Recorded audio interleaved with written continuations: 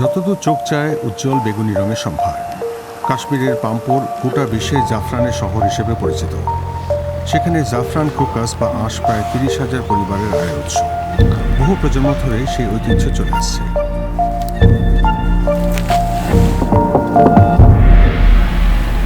ফিরোজ আহমেদের পরিবারও সেই কাজ করে। শরৎকালে ক্রোকাস ফসল তোলার সময় তার ছোট মেয়েও সাহায্য করে। ফিরোজও নিজের বাবা মাকে সেই কাজে সাহায্য করতেন, কিন্তু তিনি কেসার নামে পরিচিত জাফরানের ভবিষ্যৎ সম্পর্কে আজ উদ্বিগ্ন।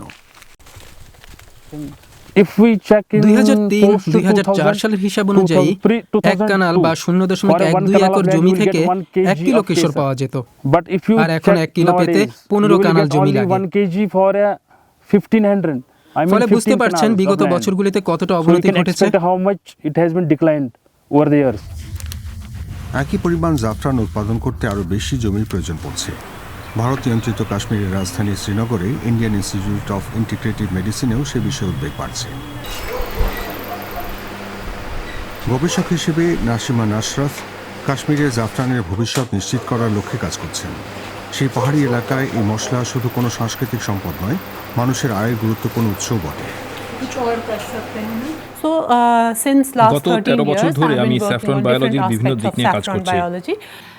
চাষিদের ফিডব্যাক অনুযায়ী জাফরান উৎপাদনের অবনতির 3টি প্রধান কারণ রয়েছে। প্রথমত, উচ্চ মানের রোপণের উপাদানের অভাব রয়েছে। দ্বিতীয় কারণ কর্ন রট রোগ। তৃতীয় কারণ সেচের ব্যবস্থার অভাব।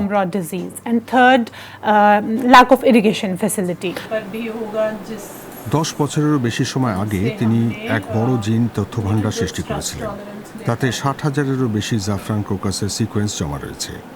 জলবায়ু পরিবর্তনের কারণে নতুন পরিস্থিতিতেও টিকে থাকতে পারে এমন গাছ সৃষ্টি করাই সেই উদ্যোগের লক্ষ্য।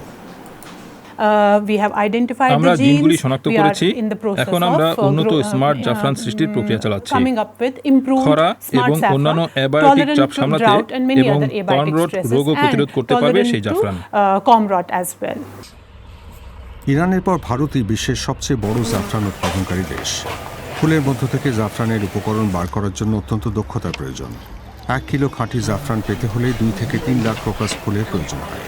সে কারণে জাফরানের আকাশ ছোঁয়া দাম। 1 কিলোর দাম প্রায় 2000 ইউরো হতে পারে।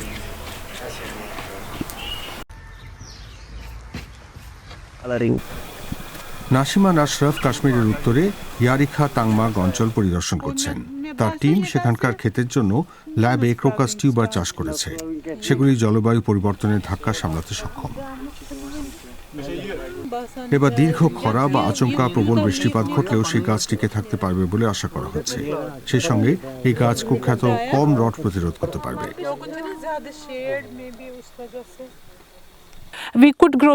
আমরা 10টি জেলাতেই সফলভাবে জাফরান চাষ করতে পারি। তবে এবার আমরা সেই ক্ষেত্র সম্প্রসারণের কথা ভেবেছি। আমরা এখান থেকে ফুল সংগ্রহ করে জম্মুতে আমাদের স্থাপনায় সেগুলির মান বিশ্লেষণ করব। এখানে উৎপাদিত জাফরানের মধ্যে খাঁটি জাফরানের সমান পরিমাণ কম্পাউন্ড আছে কিনা তা পরীক্ষা করব।